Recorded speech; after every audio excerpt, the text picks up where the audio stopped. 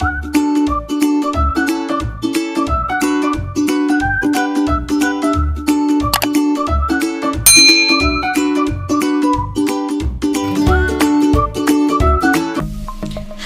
Assalamualaikum warahmatullahi wabarakatuh.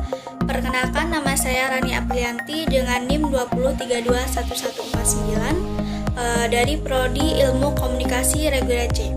Jadi di sini saya akan membahas sedikit materi tentang literasi keuangan dan investasi.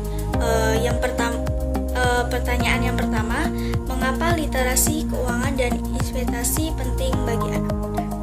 Nah, ada 5 alasan mengapa literasi keuangan dan investasi penting dimiliki oleh generasi muda, yaitu sebagai berikut. Yang pertama, agar tidak mudah tertipu. Tentu kamu sudah gak jarang lagi dengan cerita tentang investasi yang bohongan.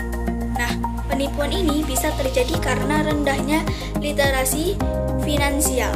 Untuk itu, pemahaman seputar literasi semata-mata melindungimu dari penipuan. Nah, yang kedua, dapat menjadi penerus bangsa yang berguna meski masih tergolong muda saat ini. Generasi milenial adalah generasi penerus bangsa yang sangat diharapkan bisa membawa negara ini ke arah yang lebih baik. Yang ketiga, mempersiapkan masa depan. Jika kamu menganggap poin nomor 2 terlalu rumit, simak alasan yang ketiga. Kalian tentunya menginginkan masa depan cerah dengan kondisi finansial yang baik, kan? Kalau saat ini masih saja boros, tidak memperhatikan literasi finansial dan tidak memulai mempersiapkan masa depan, bagaimana nasib masa depan kita? Nah, logikanya kita harus mulai berpikir jangka panjang dan berinvestasi jangka panjang juga. Jadi, meski masa kini menjadi fokus perhatian kita, jangan sampai kita melupakan masa depan. Nah, yang keempat, merupakan generasi yang cerdas dan kreatif. Semua generasi pun mengetahui dan mengakui bahwa generasi milenial adalah generasi yang cerdas dan kreatif. Generasi ini masih memiliki banyak waktu, kesempatan dan energi untuk terus berkembang.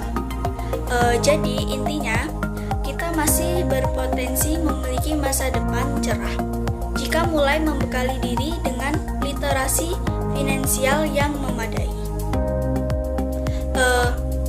Yang kelima, yang terakhir, zaman semakin maju dan berkembang. Zaman semakin canggih, teknologi dan informasi berkembang pesat. Artinya perubahan adalah suatu hal yang tidak terelakkan. Nah, jadi sebagai manusia yang ingin bertahan dalam sebuah perubahan, kita juga harus mau untuk berkembang dan beradaptasi. Pertanyaan yang kedua, bagaimana cara mengelola keuangan yang baik? Apa saja tips dan triknya? Nah, ada beberapa tips dan trik untuk mengelola keuangan yang baik. Yang pertama, rajin menabung. Yang kedua, berbelanja secara cerdas. Yang ketiga, mencatat pengeluaran dan pemasukan. Yang keempat, selalu kreatif untuk berhemat. Yang kelima, pandai berinvestasi. Dan yang keenam, memilih asuransi. Pertanyaan yang ketiga, bagaimana cara berinvestasi yang baik? Apa saja tips dan triknya? Nah, yang pertama, pilih platform investasi yang tepat. Yang kedua, tanamkan mindset aset yang benar. Yang ketiga, jangan mengabaikan inflasi. Yang keempat, membagikan modal yang dimiliki. Yang kelima, pilih investasi yang tepat. Dan yang keenam atau yang terakhir, mulai dengan investasi kecil terlebih dahulu. Pertanyaan selanjutnya, apa bentuk-bentuk investasi yang tersedia? Apa kelebihan dan kekurangan masing-masing? Jelaskan. Oke, jadi saya akan menyebutkan kekurangan kurang lebih 6 bentuk-bentuk investasi. Yang pertama ada tabungan. Untuk saat ini, tabungan merupakan salah satu bentuk investasi yang dimiliki oleh hampir setiap orang. Tabungan adalah penyimpanan sejumlah uang di bank yang bisa kita ambil kapan saja ketika kita memerlukannya. Keuntungannya, kita bisa mengambil uang kita kapan saja tanpa ada resiko apapun. Kerugian bunga yang diberikan bank cukup kecil. Kekurangannya, biasanya orang cenderung mudah mengambil uang di dalam tabungan sehingga jumlahnya akan berkurang. Yang kedua, deposito. Ini merupakan bentuk simpanan yang terikat oleh waktu tertentu yang sesuai dengan keinginan pemilik. Nah, kelebihannya, resiko yang dikandung deposito terbilang sangat rendah.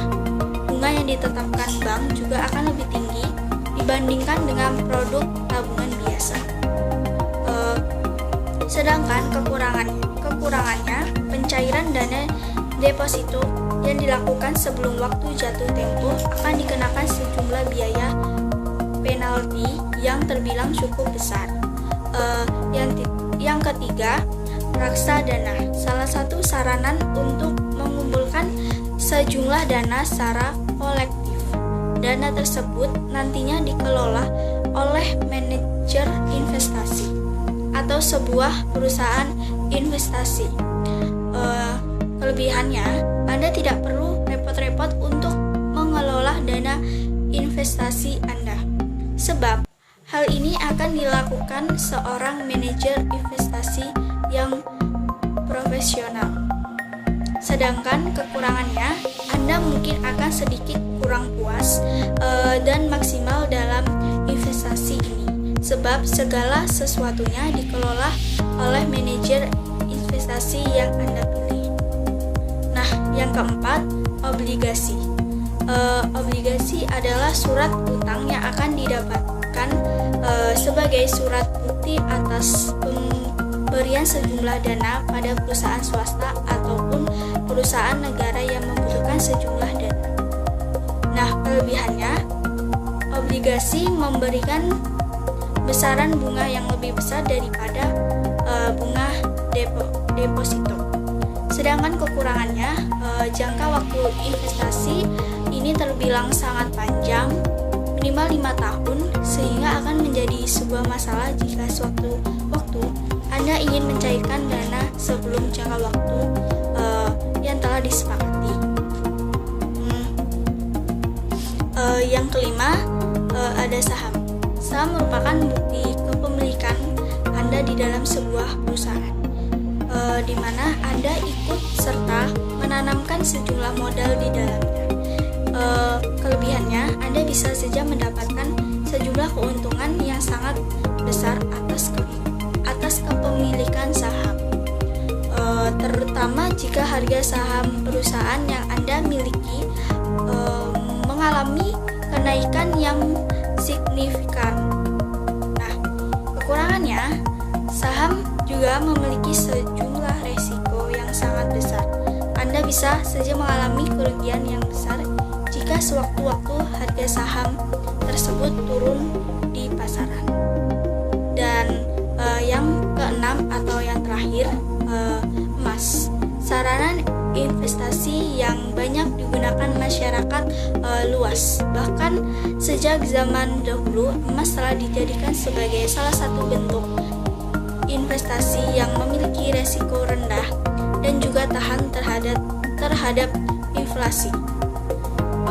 Nah, sedangkan kelebihan emas sendiri merupakan bentuk aset dijual jika sewaktu-waktu Anda membutuhkan sejumlah dana dalam keadaan darurat. Kekurangannya, emas memiliki resiko yang tinggi untuk hilang atau dicuri oleh orang lain. Sebab penyimpanan di rumah juga sangat beresiko, membuat Anda mengalami sejumlah kerugian jika sewaktu-waktu terjadi tindak pencurian. Baik sekian penjelasan saya, kurang lebihnya saya mohon maaf apabila ada salah-salah kata atau penjelasan yang kurang tepat. Saya akhiri. Wassalamualaikum warahmatullahi wabarakatuh. See you.